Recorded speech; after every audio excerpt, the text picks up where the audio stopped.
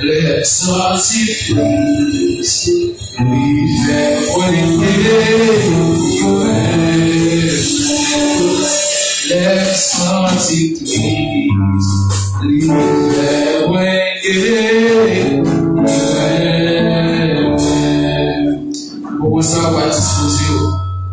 Jésus remet, on va disposer au côté de merci pour tout ça, pour dire un jour passé. Et aujourd'hui, elle a continué à faire pour vous. Pour que nous allons prier, nous allons dire merci. Et ensuite, nous allons dire pour protéger ça qui est pour le vidéo. Nous prions ensemble. Dieu tout-puissant, Dieu adorable. Dans le moment où nous merci pour grâce, pour avoir mon effet qui est dans nous qui est dans la chair, Seigneur Dieu. Nous vous remercions son grâce, Seigneur Dieu, parce que nous avons quitté faire pisser parcours, que ce soit monter moto, machine, motocyclette. Nous prions bien, cher Seigneur Dieu, nous vous remercions pour tout ça, nous vous remercions.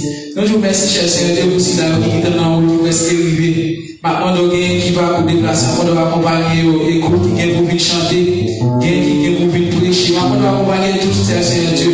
Mais c'est ça dans ça qui va diriger, ça qui va faire lecture, ça qui va prêcher, ça qui va faire bénédiction, cher Seigneur Dieu.